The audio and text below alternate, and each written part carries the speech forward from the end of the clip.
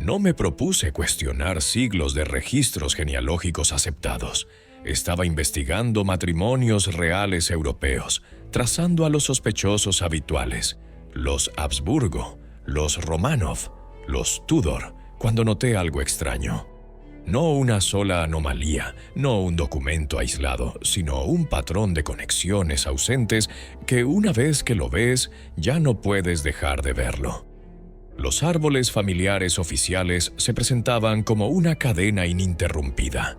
De padre a hijo, de madre a hija, matrimonios concertados, alianzas forjadas, linajes preservados. Pero cuanto más profundizaba, más encontraba huecos que no deberían existir, transiciones que ocurrían con demasiada limpieza, genealogías que aparecían ya completamente formadas, como si se hubieran escrito hacia atrás a partir de una conclusión ya decidida.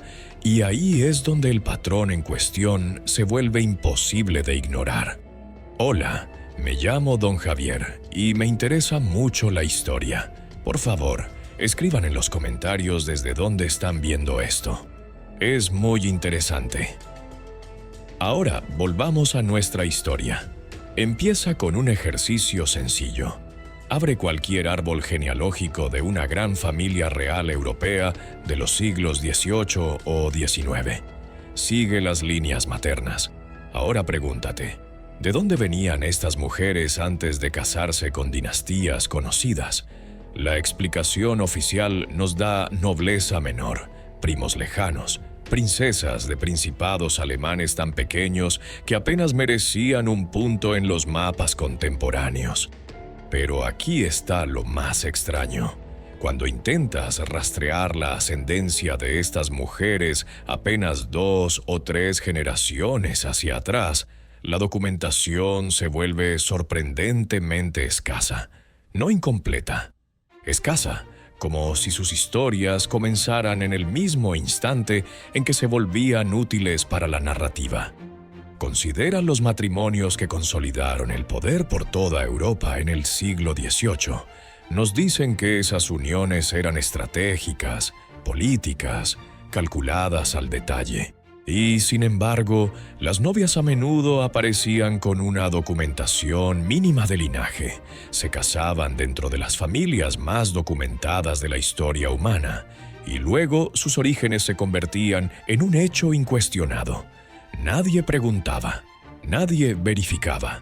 El silencio era ensordecedor. Esto plantea una pregunta simple pero crítica. Si estas casas reales estaban tan obsesionadas con la pureza de sangre, ¿por qué aceptarían esposas cuya ascendencia no pudiera rastrearse con certeza? A menos que esa ascendencia hubiera sido deliberadamente oscurecida. Mira a los Romanov.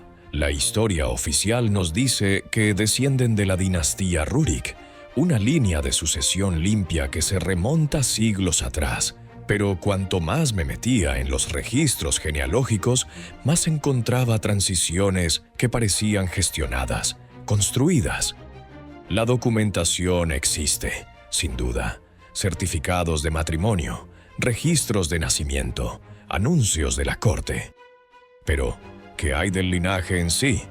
Hay susurros académicos, de los que se mencionan en notas al pie y luego jamás se desarrollan. De ascendencia tártara en varias grandes familias nobiliarias rusas, no mongola. Tártara, una palabra que en sí misma es un derivado, un primo lingüístico de un nombre que no se supone que debamos decir en voz alta en los círculos históricos. Tartary. Ahora mira hacia el oeste. La familia real británica pasó por una transformación similar. La Casa de Hannover, importada de territorios alemanes en 1714. Nos dan la explicación oficial: sucesión protestante, aprobación parlamentaria, reclamación legítima a través de una lejana ascendencia Stuart. Todo documentado, todo correcto, excepto que, cuando examinas los principados alemanes de los que venían estos monarcas, encuentras algo peculiar. Muchos de esos pequeños territorios habían experimentado cambios dinásticos recientes. nuevas familias, nuevos nombres, nuevos escudos, todo dentro de 1 o 2 generaciones antes de ser llamados para proporcionar monarcas británicos. La evidencia sugiere algo mucho mayor que accidentes dinásticos aislados, pero quizá estoy viendo patrones en el azar. Quizá estos huecos genealógicos sean simplemente la erosión normal del tiempo, la pérdida inevitable de documentación a lo largo de los siglos. Entonces empecé a mirar los edificios que estas familias construyeron. No los castillos que heredaron, sino los que levantaron durante su consolidación del poder. En San Petersburgo, el Palacio de Invierno. En Londres, las grandes reformas de Buckingham Palace. En Viena, las ampliaciones de Schönbrunn. En Madrid, la construcción del Palacio Real tras el incendio de 1734 que, convenientemente, destruyó la residencia anterior de los Habsburgo. Todos comparten elementos arquitectónicos que la historia oficial atribuye al revival neoclásico o a la influencia barroca. Pero esto es lo que me inquieta.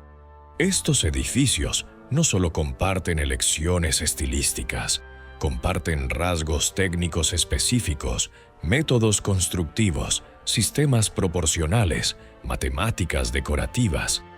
El patrón se repite con una precisión inquietante a través de miles de millas, a través de culturas que supuestamente tenían un contacto mínimo, a través de casas reales que, en teoría, eran rivales. ¿Quiénes eran los arquitectos?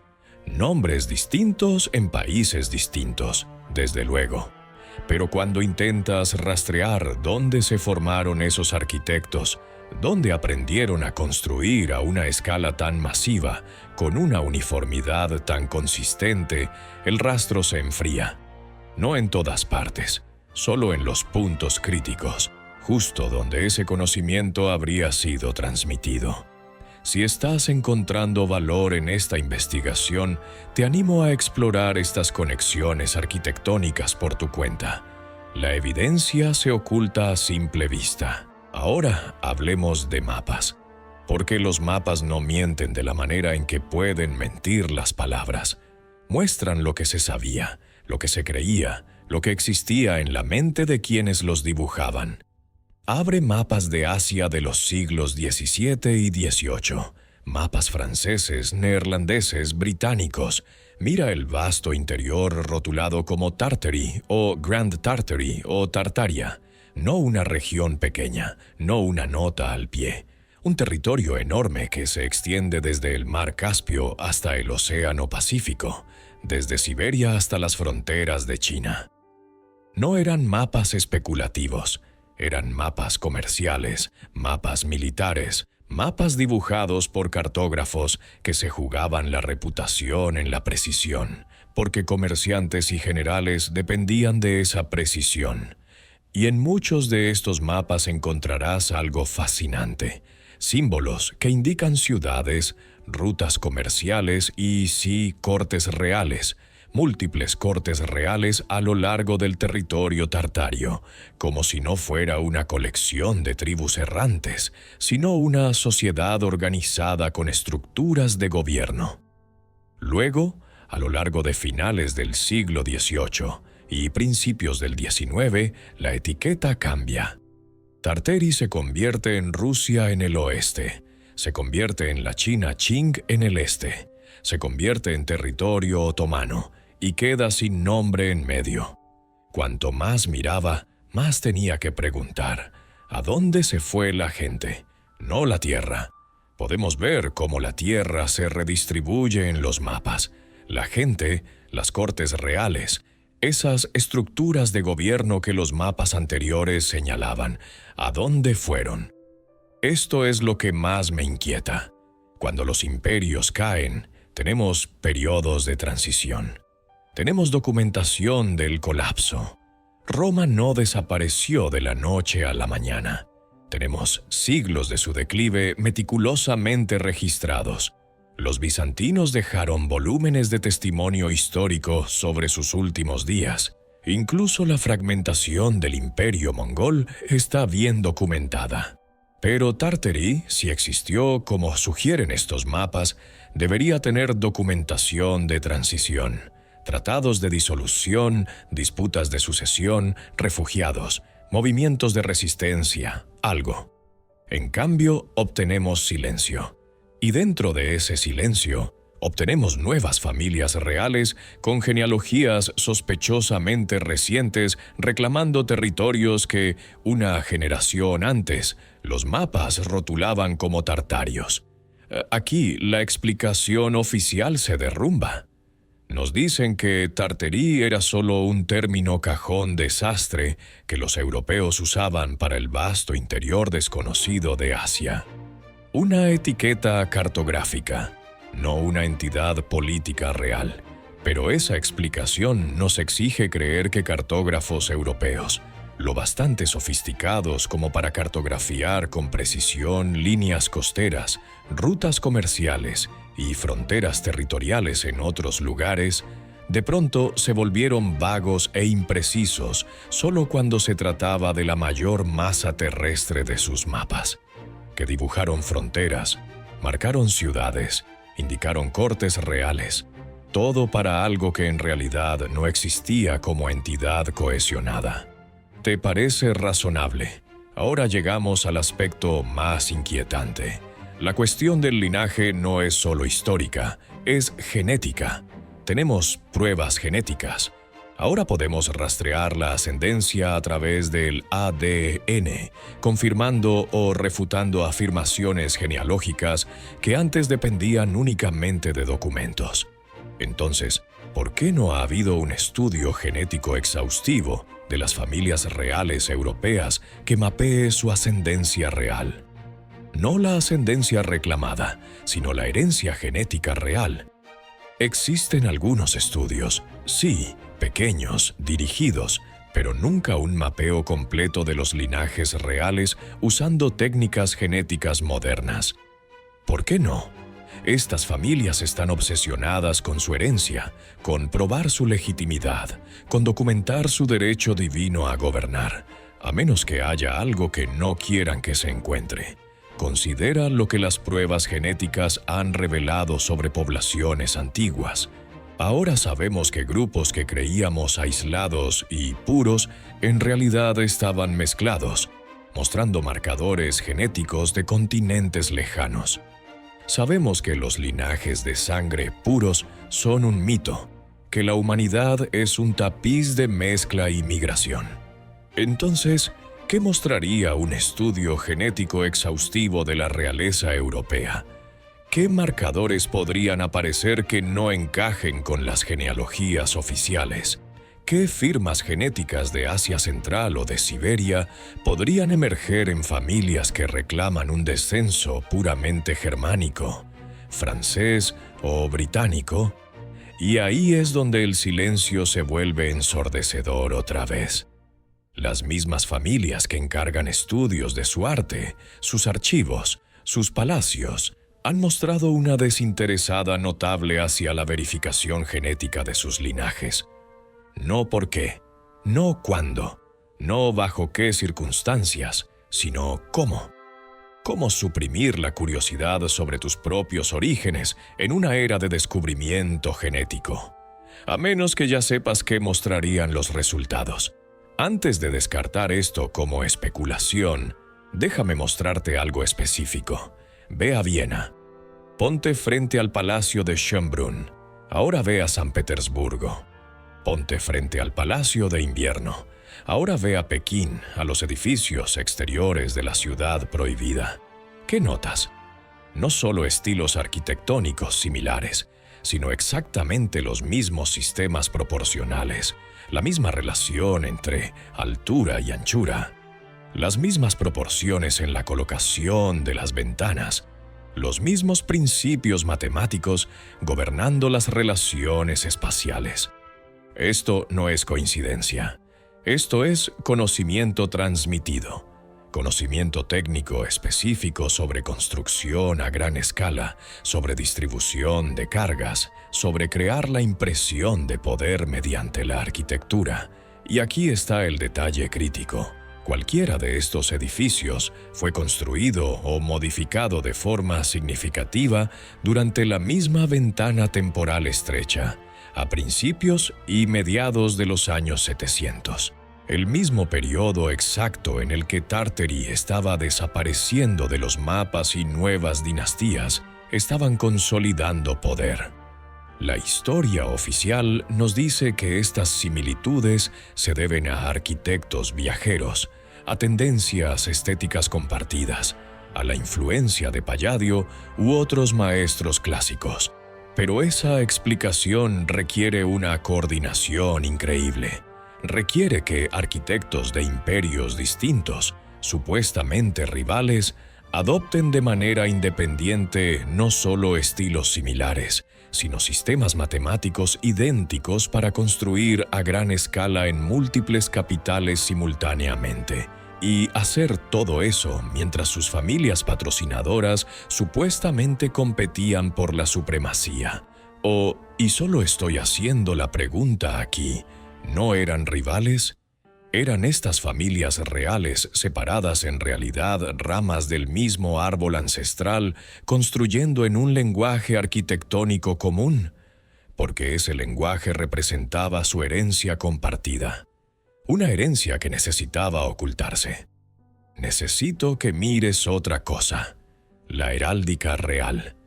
Los símbolos que estas familias eligieron para representarse. Empieza por el águila bicéfala. Aparece en la heráldica del Sacro Imperio Romano, el Imperio Ruso, el Imperio Bizantino, varias naciones balcánicas y diversos principados alemanes. Nos dicen que este símbolo fue adoptado y readoptado de manera independiente, que representa significados distintos en contextos distintos. Pero un simbolismo tan específico no surge al azar. El águila bicéfala es un símbolo complejo que requiere conocimiento artístico específico para representarlo correctamente. Y aparece a través de culturas que supuestamente tenían un contacto limitado durante los periodos en que fue adoptado. Ahora mira otros elementos recurrentes, diseños específicos de coronas, disposiciones particulares de leones y osos, el uso repetido de ciertos colores en combinaciones concretas. El patrón se repite con una precisión inquietante.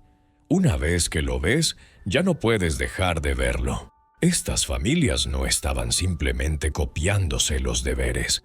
Estaban usando un vocabulario simbólico común, un lenguaje de poder y legitimidad que precedía a sus fechas oficiales de fundación, un lenguaje que sugiere ascendencia común.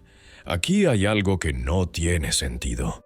Cuando familias reales se casaban a través de fronteras, supuestamente el idioma era una barrera. Tenemos relatos documentados de princesas llegando a nuevos reinos incapaces de hablar la lengua local, necesitando años para aprenderla. Y sin embargo, también tenemos relatos de esas mismas familias llevando correspondencia privada, entendiéndose perfectamente cuando importaba para negociaciones políticas. ¿Qué idioma estaban usando en esos contextos privados?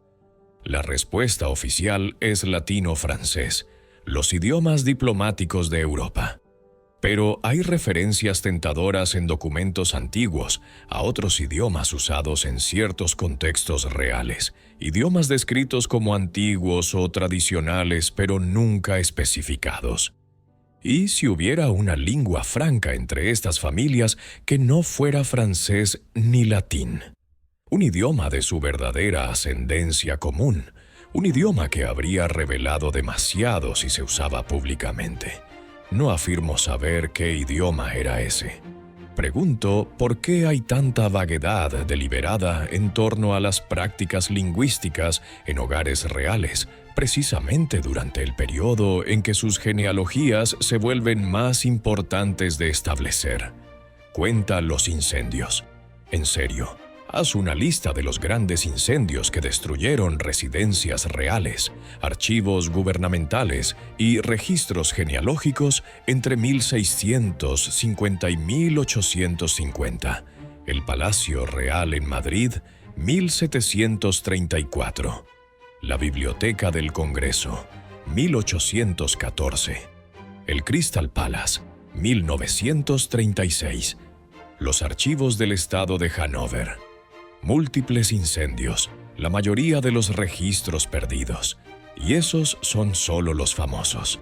Profundiza y encontrarás decenas de incendios más pequeños, pero críticos, que destruyeron registros genealógicos específicos, catastros y documentos históricos durante este periodo transformador. Algunos incendios son inevitables a lo largo de los siglos. Los edificios eran de madera y se iluminaban con llamas abiertas. Ocurrían accidentes, pero cuanto más miraba, más encontraba incendios ocurriendo en momentos sospechosamente convenientes. Justo antes de que reclamaciones genealógicas necesitaran verificación, justo después de transiciones territoriales, justo cuando viejos registros contradirían nuevas narrativas oficiales. Y después de cada incendio, la reconstrucción de registros favorecía al orden recién establecido, a los linajes recién documentados, a los territorios recién reclamados. El patrón se repite con una precisión inquietante. Hablemos de Siberia, porque Siberia es la clave de todo. En esos mapas antiguos, Siberia aún no es territorio ruso. Está rotulada como parte de Tartary, vasta, rica en recursos, escasamente documentada Siberia. Luego, en un periodo notablemente corto en el siglo XVIII, se convierte en rusa. No mediante una conquista documentada, no mediante tratados que podamos examinar. Simplemente pasa a ser rusa. La explicación oficial nos dice que los cosacos se expandieron gradualmente hacia el este, que las poblaciones locales eran primitivas y ofrecieron poca resistencia, que la reclamación rusa era inevitable y natural. Pero esto es lo que me inquieta.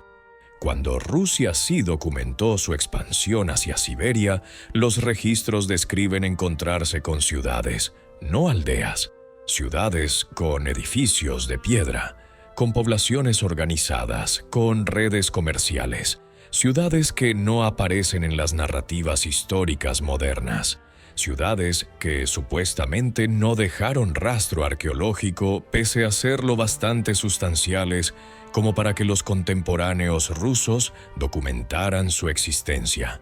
¿A dónde fueron esas ciudades? ¿Quién las construyó? Y si Siberia tenía una civilización urbana establecida cuando Rusia llegó, ¿de quién era esa civilización? El silencio era ensordecedor.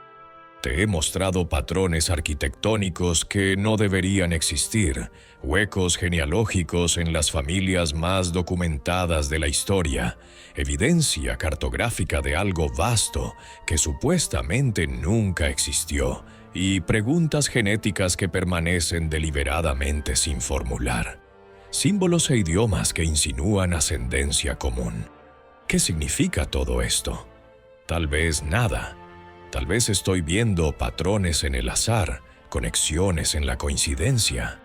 Tal vez la historia oficial es completa y precisa, y estas anomalías son simplemente los huecos normales de cualquier registro histórico. Pero ¿y si no lo son? ¿Y si hubo un linaje extendido conectado a través de distancias vastas que necesitaba ser oscurecido? ¿Y si las familias reales que nos dicen que son linajes separados en realidad son ramas de un solo árbol ancestral? ¿Y si Tartary no era un término geográfico vago, sino una civilización cuyos descendientes aún gobiernan, pero gobiernan bajo nuevos nombres, nuevas genealogías, nuevas historias oficiales? ¿Qué conocimiento representaría eso?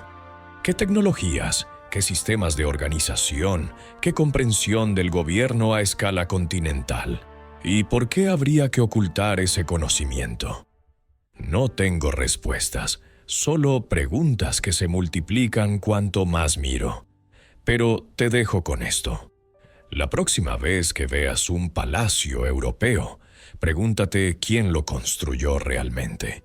Cuando oigas hablar de linajes reales, pregúntate de dónde se originaron realmente esos linajes.